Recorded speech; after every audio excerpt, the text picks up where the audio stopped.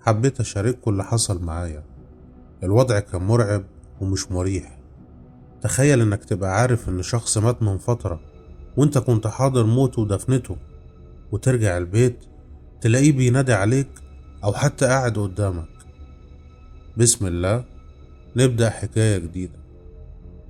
الحكاية بدأت من 4 سنين. جت واحدة قريبتنا من البلد علشان تعمل كشف في القصر العيني، وللأسف المرض اللي عندها طلع ورم خبيث في المخ، وكان لازم تقعد عندنا علشان تعمل أشعة وتحاليل لحد ما يجي ميعاد العملية بتاعتها. وفعلا حصل وعملت العملية، واستضفناها في بيتنا وكنا مرحبين بيها جدا. لكن بعد أسبوع من العملية كانت إرادة ربنا فوق كل شيء، وتوفت قريبتنا دي، ورحنا ودفناها، وأنا كنت حاضر كل حاجة وكل العيلة مش أنا بس.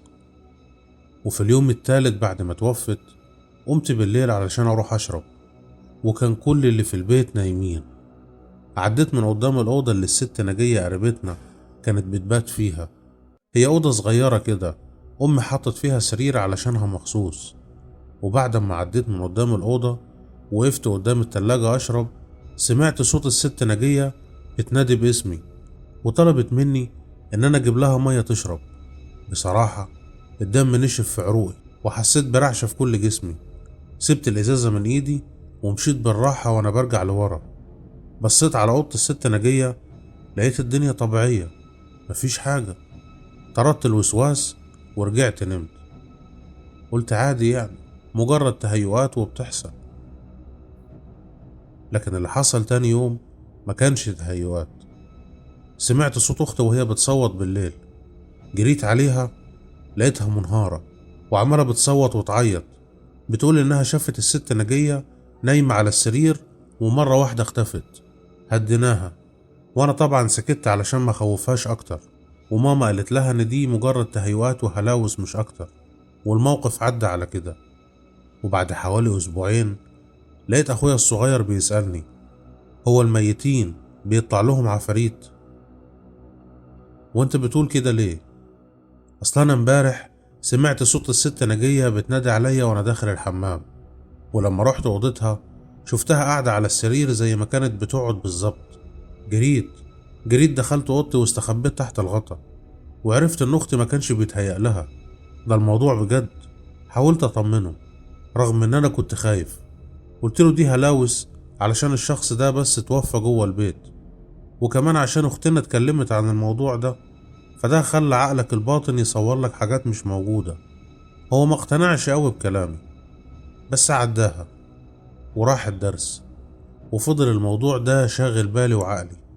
دخلت على جوجل وحاولت الاقي تفسير للي بيحصل ده، فلقيت آراء كتير حوالين الموضوع.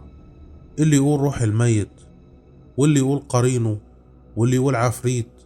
حسيت ان كل ده كلام فاضي اصلا، وفي الاخر قررت اطرد كل الافكار دي من دماغي.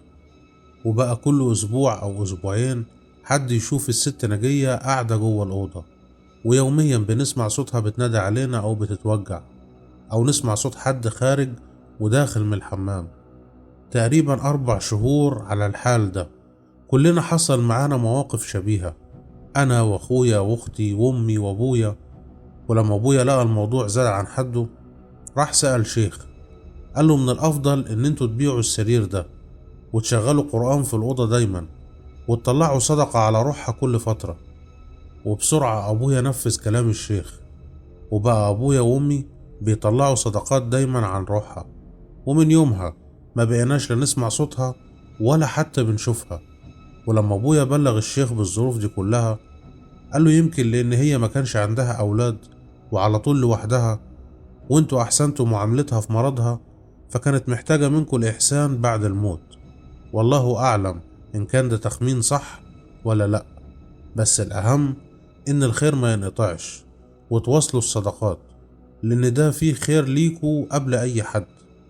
وبرغم إن دلوقتي الأمور رجعت لطبيعتها، إلا إن أنا عمري ما هنسى الرعب اللي كنا عايشين فيه ولا الخوف.